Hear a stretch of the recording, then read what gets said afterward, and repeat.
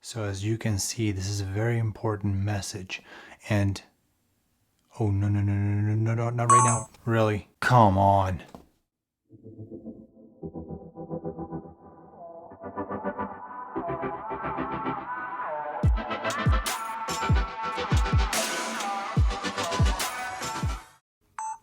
Welcome, my YouTube comrades. Oleg here, and I'm hoping you're doing fantastic today. Okay, if you are one of the many creatives that are using Sony cameras, I'm sure you encounter multiple times flaming overheating death icon. Yeah, you heard me right. Flaming overheating death icon, for short, FODI. Follow the simple 6 solutions to make sure FODI is not interfering with your creative workflow. So number one solution is just simple as putting away this LCD screen from the body of the camera. And here's the reason why, because the body generates a lot of heat in here. And when you pull away that LCD screen, you're probably going to be using it anyways when you're like shooting a B-roll or something. You will look at up, down, you can tilt it. You definitely want to pull it away even if you're doing the stationary shots. So if there's going to be an interview or whatever, pull it away. That way it creates less heat generation, so you will not see that FODI appearing for a long time. So our second solution is to not put too much work on the camera. If we're using an autofocus and it's hunting down the subject or wherever it might be, it's putting too much pressure on the processing power and it's going to get overheated really easy. Now if you use airplane mode or you're shooting manual, that's going to be less pressure on that camera, so it will be actually shooting for a long period of time without seeing that icon.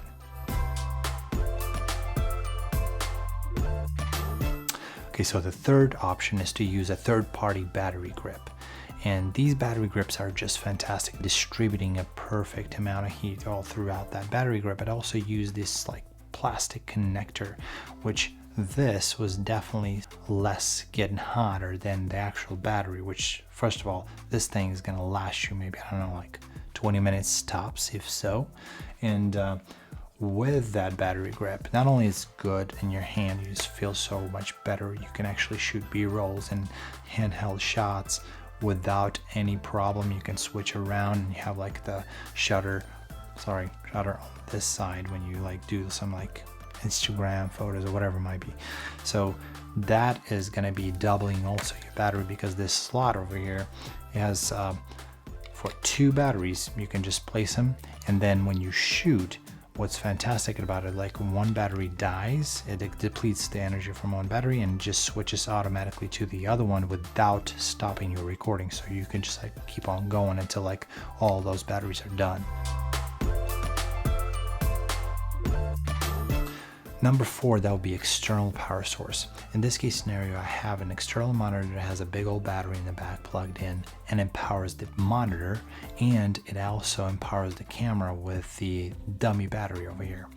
Now with this setup, you can shoot for a long period of time, depending of course what kind of battery you actually have on that monitor, but you also can see what's going on, what you're focused on for long shoots. Even if you do shoot at the high light situation, you can definitely see with using that monitor.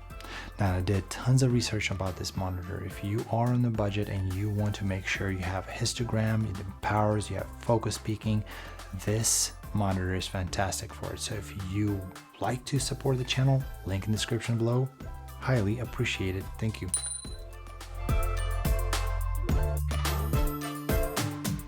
Okay, speaking of monitors, number 5 is kind of like a little bit cheating the system, because what happens with the Autofocus Ninja 5 monitor, it is expensive, just so you know, but if you do get it, you record onto the monitor. So it will take away all the stress from like processing power that just your camera is struggling to do, and it will just take it on himself. Now, with that monitor, you will get some amazing long shoots. Final solution is so simple. SD card. choosing the right SD card is crucial. A lot of times people have no clue what these numbers mean, and they choose based upon like what they get marketed to. So if you get these numbers that are on the card, and this is like higher numbers, all it is just like speed from transferring the information from this card into the computer or laptop.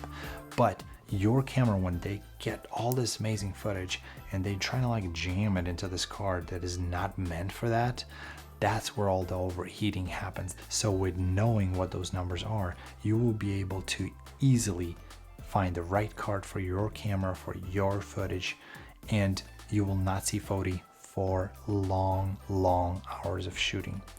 Now let's jump on the table. I'm going to use a macro lens and I will show you what those numbers mean. Okay, here we have the worst card for video shooting. Sorry, that's the only one I could find. I'll make a separate video on in-depth dive into the SD card world for video, but today we're only going to cover SD card specification needed to avoid 40. You could probably check this link up top to see the other video, if I already posted it or not. So to start, you need to know the numbers that are marketed to us all the time. Is first of all, it's read speed, not the write speed. And those codecs used for camera listings, like in your manual or website, is in megabits per second. And the SD card shows the megabytes per second. To show you the difference between that is the 8 bits equals to 1 byte. Therefore, 8 megabits equals to 1 megabyte, uppercase B, lowercase b. So make sure you know the difference. Also, a very important number is here, this 1. Now, this indicates that this is a UHS-1 card, which means that it has a single row of pins on the back of the card. Now, you have UHS-2 that shows that you have 2 rows of pins, which is allowing you to much higher speeds. And you can see it right here. Okay, the most important information I'm looking for in the SD card is right here, the V.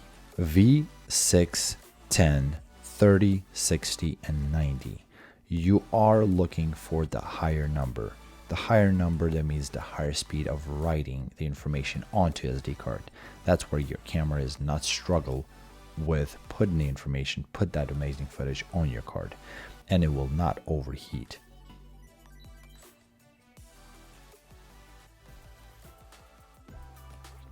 So that's it, guys. All you have to do, just those simple 6 things, and you will not see 40 for quite a long time.